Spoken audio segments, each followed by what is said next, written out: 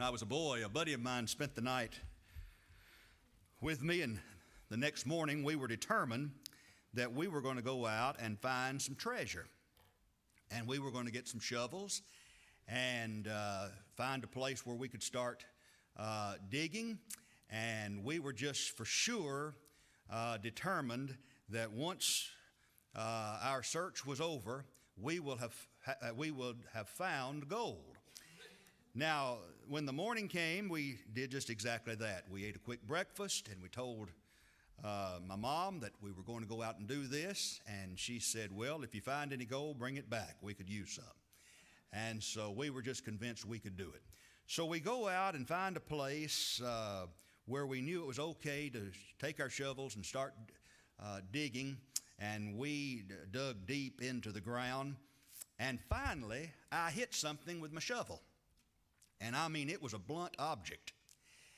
And we began to feverishly continue to remove the dirt from that hole we had dug. And all of a sudden, when I scraped the top of that blunt object that looked like a rock, it began to glitter. And I said, we've done it. Who would have thought in just less than an hour we could have found gold? And so we unearthed that. I ran home with my buddy, and I told my dad about it. He said, well, let me just come and see what you all have discovered. And Dad, being a little more knowledgeable of rocks and minerals and things of that nature, said, well, fellas, I want to tell you something. All that glitters is not gold, and this is just an old rock. I guess you'd call it fool's gold. That's it.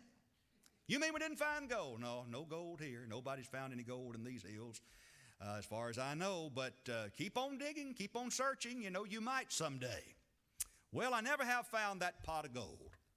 Some people have been explorers, and they have found things that their minds, their hearts could have never imagined, and we take a lot of interest in exploration. Some people have, of course, in the early days explored this vast land of ours, and could not believe all of the beautiful mountains and streams that could be found out west, for example. Others are now exploring space and have been doing so for a time. There seems to be something within us, though, that desires to search for something. Most of us in this room, if not all of us, are searching for something. And that's true of everybody. A lot of people are searching for happiness. They're searching for pleasure. They're searching for wealth. Some are searching for friendships. Others are searching for popularity. And it just seems that there is something instinctively within us to want to be searchers. Do I believe God made us to want to search? I really do.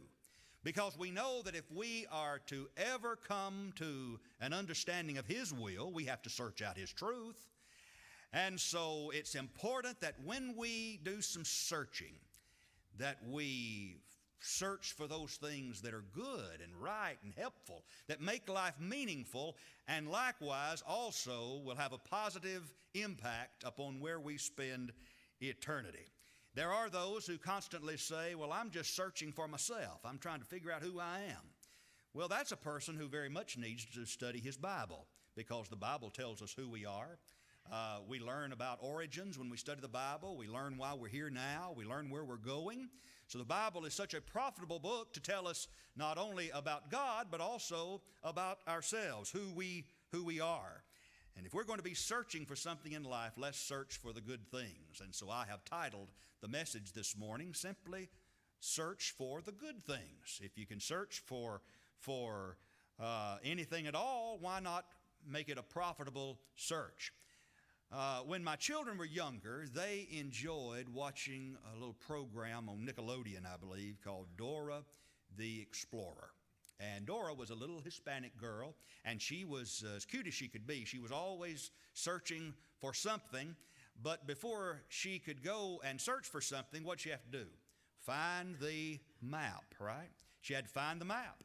And so when you found the map, then you could locate what it was for which you were searching.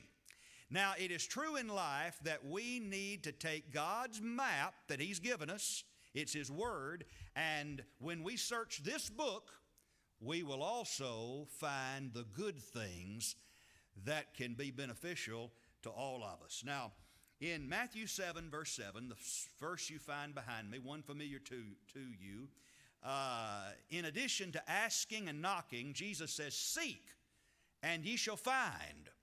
Be a true, genuine seeker. Seek after the Father. Seek after His will. In Matthew 13, we have a series of parables in that particular chapter. They're called kingdom parables. And verses 44 through 46 tell of a man who went searching and he was looking for the very best pearls that he could find. But he came upon one pearl that was better than all others. He sold everything that he had so that he could obtain that particular pearl. In that same particular passage, we learn about a man who was plowing in a field, and he accidentally came upon something that was very beneficial to him. It was a hidden treasure, and he went and bought that field, being very shrewd in his business, and once he purchased the field, he uncovered the treasure. And so, if we're going to search, and all of us surely want to seek after something, let's seek after those things that are good. Now, this morning, I want to spend most of our time in the book of Proverbs. And Proverbs is a book of wisdom. And I believe that the guiding passage for every one of us for life is found in the book of Proverbs. I have long tried to make Proverbs 3, verses 5 and 6, my passage to guide me throughout life. Trust in the Lord with all thine heart. Lean not unto thine own understanding. In all thy ways acknowledge Him, and He shall direct thy paths. Next week, Celicia and I will have been married 20 years. And I remember that during our wedding reception, we had the typical wedding cake, very beautiful. And also, we had what's called a groom's cake. And it was a chocolate cake. And on top of that cake was an open Bible. And this particular passage, Proverbs 3, 5, and 6, and I believe Celicia was responsible for that. And I loved it because I have tried to allow that passage to direct my paths and everything that I do. Seek out the Lord, seek His wisdom, seek what is His will, and let that direct your life. Now, I want us to notice some special pearls from the book of Proverbs this morning. And if you want to find good things in life, then you're going to want to consider, first of all, these primary passages that I'm going to give you, 3 beautiful pearls, and if you'll follow them and you'll consider them, I want to tell you, you're going to be successful in life. All right? Now, here's the first pearl that I want to give you this morning, and it's found in Proverbs 18:22. When finding good things, find a wife. Whoso findeth a wife findeth a good thing and obtaineth favor from the Lord. Now, let me preface my remarks by saying this. One does not have to get married to another person to be right with God or to go to heaven, all right? Marriage is something that's for man's good. It's for the good of woman, but it is not mandatory. There are some people who never marry, and yet they live very faithful, successful, exciting lives. They just don't get married. But we do know from the Holy Scriptures that marriage is a good thing, and God ordained it. And when you study Genesis chapters 1 and 2, you will find over and over this statement, and God saw that it was good. God saw everything that He did, and He said, behold, it's good. It is good. Everything God did, it was good. But there's something that stands out once you get to Genesis 2:18. All of a sudden, something's not good. And the text says, it is not good for man to be alone. God said that. It's not good for man to be alone. I'll make him a helpmeet. While there are some men and women who choose not to marry, and many who choose not to marry still remain faithful before God, God still says that marriage is a good thing, and that finding a companion, one of the opposite gender, to spend the rest of your days is a good thing. And so we know what occurred on that occasion. God, always looking out for man's best interest, provided a helpmeet for him, one that actually came from the man. And she came from the side of man. And she was to walk with him and be his companion. To be a helpmeet means one suitable for him. And so in verse 24 of Genesis 2, therefore shall a man leave his father and his mother, and shall cleave unto his wife, and they two shall be one flesh. Now, the text in Proverbs says, whoso findeth a wife findeth a good thing. Did you notice it didn't say whoso findeth a woman findeth a good thing? It says whoso findeth a wife. God has something special under consideration in that particular proverb. It's not really difficult to find a woman, but it may be somewhat difficult to find a good wife. But whoso findeth a wife, a good wife, a godly wife, that is a good thing. I want to tell you something. Old Solomon had no trouble finding women, did he? No, he found plenty of women. Plenty of women. But this text speaks of one woman who is identified as a man's one and only wife. How many restless souls there are today who spend their time looking for women instead of looking for a good and godly wife. And so whoso findeth a wife findeth a good thing. Here's what happens to too many. They're looking for women, and they're looking for them in all the wrong places, aren't they?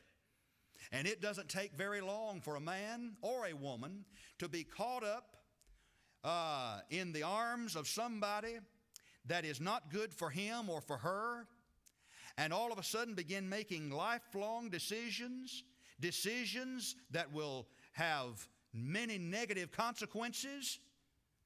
There are people who get married and for the wrong reasons, because one has not really been looking for a good wife or a good husband. May I say to those of you in this room who are not married, pray about who you will marry, and have some standards that you follow, and let them be standards that are approved by the God of heaven. Do not live the rest of your lives in regret because you paid so little attention to what God taught about marriage. And young women, you prepare yourselves to be a good wife for a good man. All right? Whoso findeth a wife findeth a good thing. Why would God say that? God's saying, here's how you can be blessed, isn't he? You want to be blessed in life, find a good wife. And at the same time, ladies, you want to be blessed, you find a good husband. And a marriage that is right before God is one that is built upon a solid, sure foundation. That solid, sure foundation is Christ Jesus, isn't it? 1 Corinthians 3:11.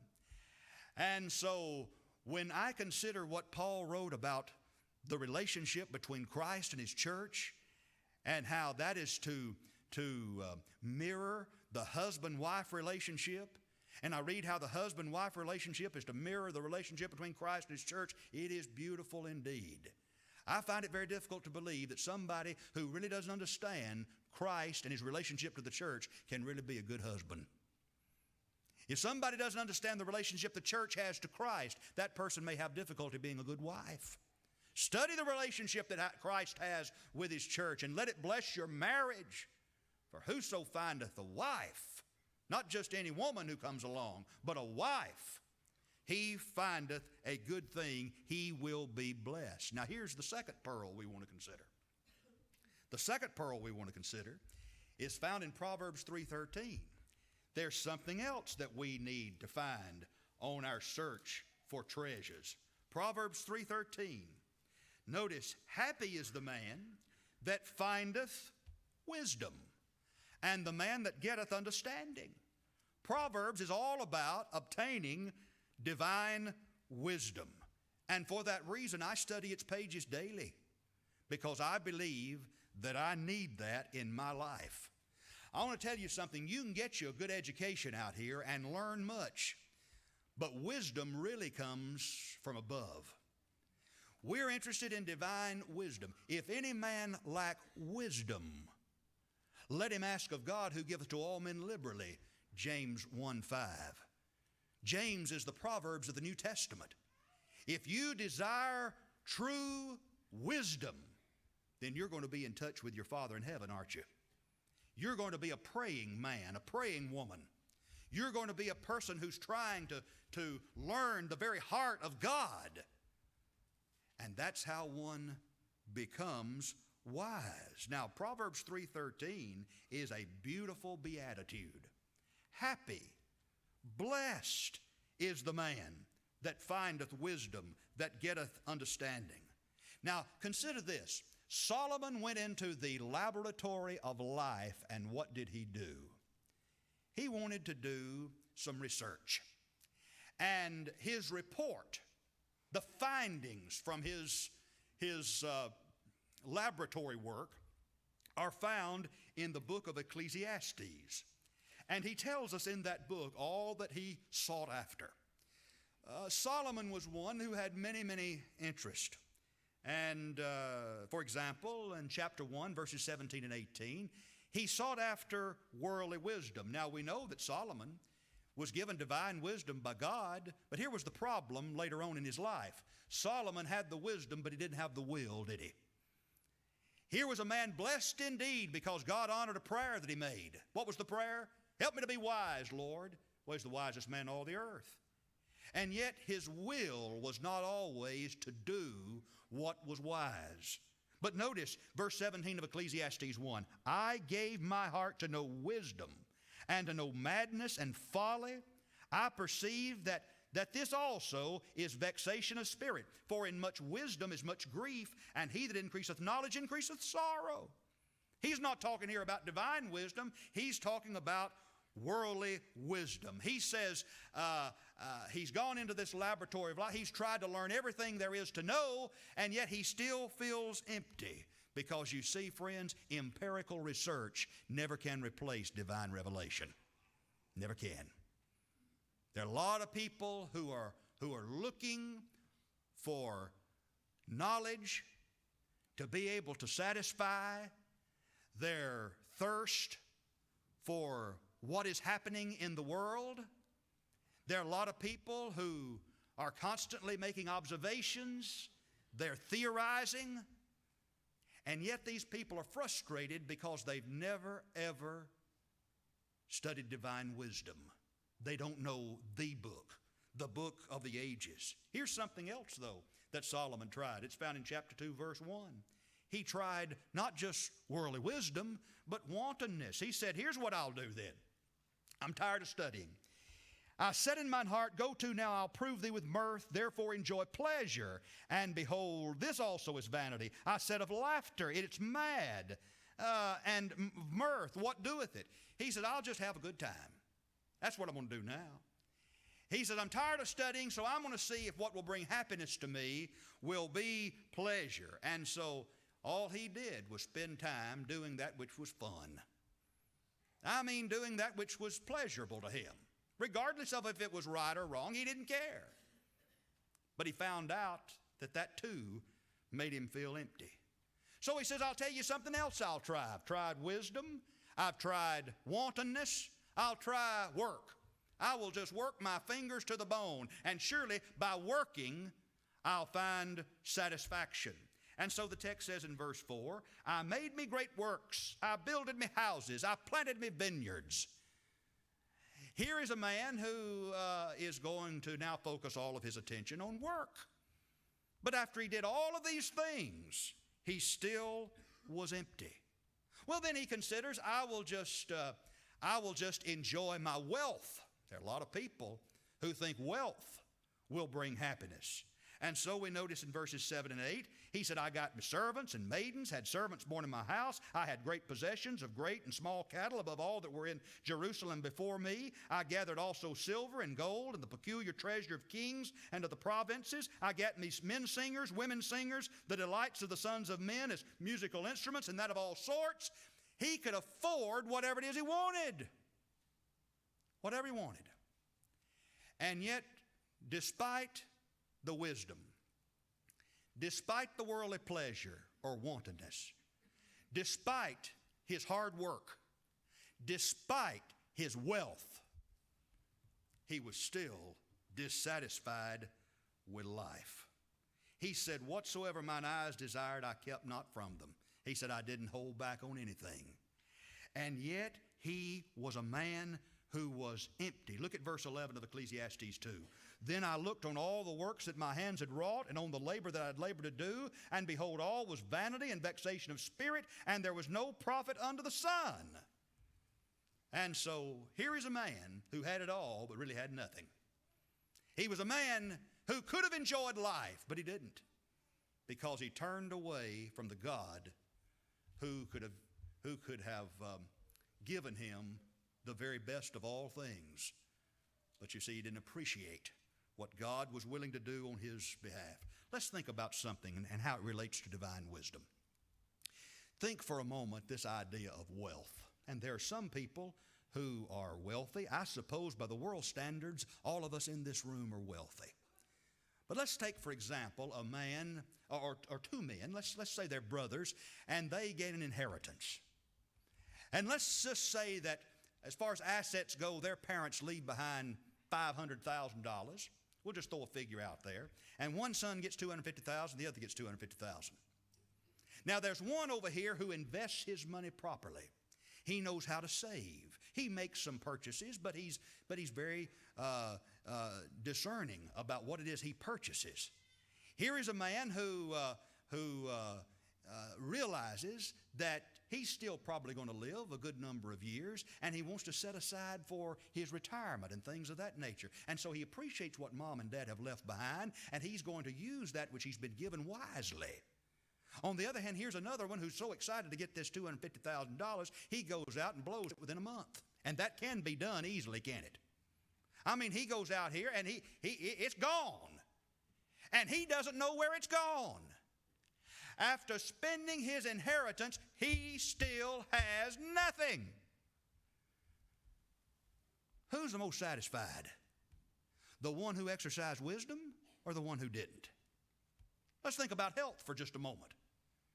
Here's a person who says that I'm going to eat what's good for me. I'm going to get regular doctor's appointments so I can have a checkup. I'm going to not take in those things into my body that are harmful, be it alcohol, drugs, whatever it may be. I'm going to get proper exercise and things of that nature because if I have anything to do with it, I want to live a good number of years here upon this earth and not just be alive, but I also want to have good health. And here's a person over here who doesn't take any of those precautions. He just says, I'll do as I please. Here's a person who doesn't care about his bodily frame. He takes things into his body that are harmful, drugs, alcohol, things of that nature. He doesn't care about his health. He may die early, but if he lives, he's going to be miserable. I'm asking you, the person who is wise concerning his health, who's the most satisfied of those two? The one who's wise about his health, the one who's not. Think for just a moment about the person who chooses to love compared to the person who doesn't. A wise person will love God and love people. The one who doesn't love doesn't have a relationship with God, and he has no relationship with his fellow man. Who is it most satisfied in life? Wisdom demands that we be loving people. Wisdom demands that we search for peace. Where can I find peace? In God. What about the person who rejects God? He won't have peace. You see the part that wisdom plays in our lives? I challenge you to find an old person who's lived for the devil and who's left God out all of his life, who's happy. You won't find that person because the devil has no happy old people. He doesn't. We're talking about some pearls from Proverbs, good things we need to find and find early. Find a wife. Find wisdom. Here's the third pearl. Look at Proverbs 8:35. Now, Proverbs 8 is all about wisdom. It's all about wisdom. In fact, there are many who believe, as do I, that Christ Jesus is personified here by wisdom, because you study it and think of Jesus. But listen to verse 35, near the end of the chapter. For whoso findeth me, wisdom, findeth what? Life. Whoso findeth me findeth life. Many have studied this chapter and thought, hey, wisdom has to be Christ here, because in whom do we have life? We have life through Jesus. In him was life, and the life was the light of the world. John 1:4. Consider the fact that Jesus said on one occasion, I have come that you might have life and that you might have it more abundantly. John 10:10. Everything that can be called life is caught up in Jesus the Christ. Think about this for a moment. The text says here, whoso findeth me findeth life. Isn't that wonderful? Whoso findeth me. That means it's available to anybody, isn't it? For God so loved the world that whosoever believeth in him should not perish but have everlasting life. Revelation 22:17, whosoever will, let him come, taketh the water of life freely. Here in this particular passage in Proverbs 8:35, whosoever has me, wisdom, has life. And I think about those who came to Jesus to find life. There in John chapter 1, as these future disciples and apostles of Jesus are meeting him, we read phrases like this, we have found the Messiah, we found life. John 1:41. John 1:45, we have found him. We have found life. And Jesus himself said, I am the way, the truth, and the life. No man cometh unto the Father but by me. And so what we've studied this morning are three pearls from Proverbs that if we will honor what is taught in these passages, it will change the direction and course of our lives for the better. Whoso findeth a wife, it's positive. Whoso findeth wisdom, that's positive. Whoso findeth life, that's positive. What is it our God has said? I have set before you life and death. You choose life, but you have to make that choice. Paul thought that he'd found everything, didn't he? In fact, he lists his credentials in Philippians 3. He kind of gives us his pedigree. He thought that his being a Hebrew among Hebrews and of the tribe of Benjamin and a Pharisee, all of that was worth something till he learned about Christ. And he learned that really didn't matter. That is what he had studied previously. But in Philippians 1:21 we read, for to me to live is Christ and to die is gain. Think about that for a moment. Paul understood what we're talking about today.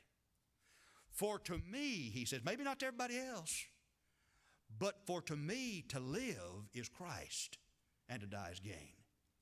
Everything about life, Paul said, as far as I'm concerned, it has to do with Christ. Now, I want to tell you something. The one who finds a godly wife or a godly husband, that person's going to be blessed for life. The one who finds wisdom, biblical, divine wisdom, that person's going to be blessed. And that person who uses divine wisdom to guide and direct his steps, he will find life. He'll find life. We've been talking about Brother Elkins celebrating his 90th birthday. And I mentioned to the class this morning that he was to preach at Stanton this morning. And I suppose that he's doing that even now. But I asked him a few days ago, I said, Brother Elkins, do you have a subject or a theme in mind for your first sermon past 90? He said, I do. He said, I'm going to preach from Psalms 37:25. I was young and now I'm old. Yet have I not seen the righteous forsaken, nor his seed begging bread. You just don't find that, do you? When a person has relied upon divine wisdom to guide him, it impacts his life for the better. And those who follow after God, they're not begging for bread. They're blessed. They are blessed. But as we close, notice the one who despises wisdom. Proverbs 8:36, but he that sinneth against me, that is against wisdom, wrongeth his own soul. All they that hate me love death. Did you hear that? The person who rejects divine wisdom evidently is in love with death, because that's the end result. Friends, this morning, take advantage of the life that's in Christ. Divine wisdom will cause you to take hold of Him. Make sure that you find what is profitable in this life and be like Paul. Be like Paul, for to me to live, it's all about Christ. This morning I appeal to you from the Holy Scriptures to use the wisdom that God has given to come to Him in His appointed way. Follow after Christ. As a penitent believer, confess Jesus and be baptized for the remission of your sins. Be faithful all the days of your life. That's what wise people do. They honor the will of God. This morning you need to come either to become a Christian in God's appointed way or to be restored to a proper relationship with Him or whatever spiritual needs you may have. We stand ready to assist if only you'll come as together we stand and sing.